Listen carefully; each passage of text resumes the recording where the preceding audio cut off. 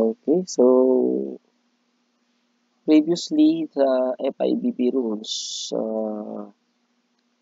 yung 9, section 9 is playing the ball. So, when playing the ball, meron tayo, ang pinaka-summary lang naman ng playing with the ball is meron tayong consecutive contacts, which is uh, two or more players may contact with the ball. It will be with two players contact with the ball, it will be a two touch, and if it is touched by three players, it will be a three touch.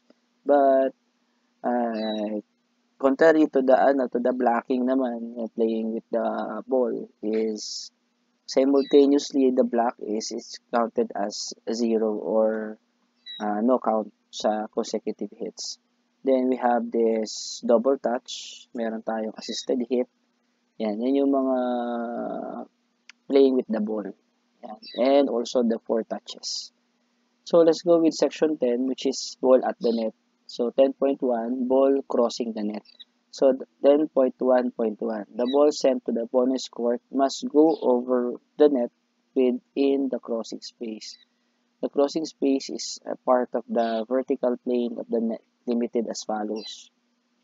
So pag sinabi natin net, yung vertical, yung opposite court is divided by the net and it can be found below or by the top of the net. So, kasama na sa opponent's space, basta paglagpas ng net, yung pataas na imaginary net, which is the imaginary line extending upwards and extending downwards hanggang dun sa may center line is the opposite court.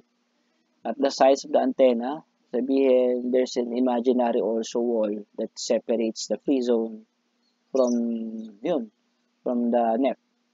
And above the ceiling. So, hanggang ceiling yung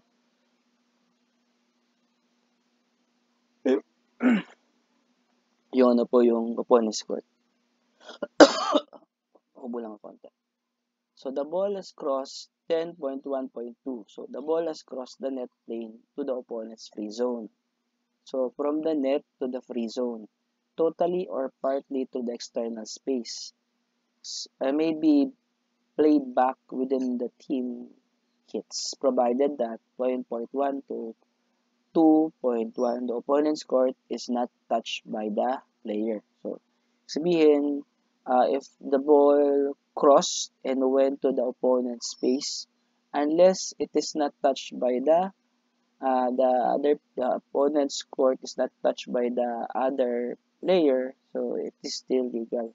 And the ball, when played back, crosses the net plane, again, totally or partly to the external space on the same side of the court.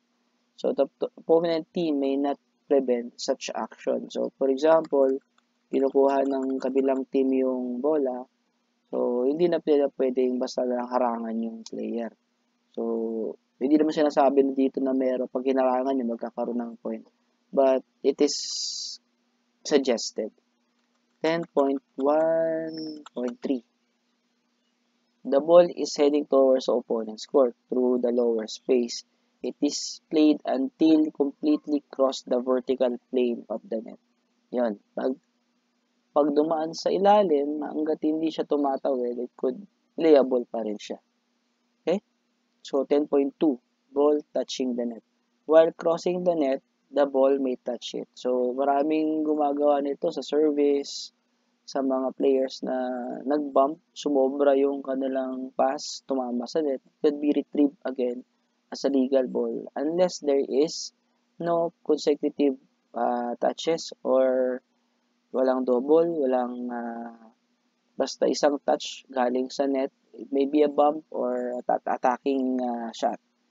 10.3, the ball in the net. The ball driven into the net may be recovered within the limits of 3 touches. Basta 3 hits pwede. Pagka-bump, tumama sa net, then bumalik, nag-rebound, papunta sa kamay mo, pwede i-set or pwede i-attack. So, basta hindi siya, yung net hindi mahawakan or hindi siya assisted hit, which is gagamit ka ng net, sasandalan mo yung net para makuha mo yung bola or something like ano pa ba pwede? Ano ba pwedeng ano dyan? Basta yung bola, tumama sa net, playable pa rin siya. Okay? So, 10.3.2, the ball rips the mesh of the net or tears it down. The rally is cancelled or replayed. So, wala namang score kung masira mo yung net or bigla na lang tumumba, something like that. The rally will be cancelled lang and replayed. So, walang score. Okay?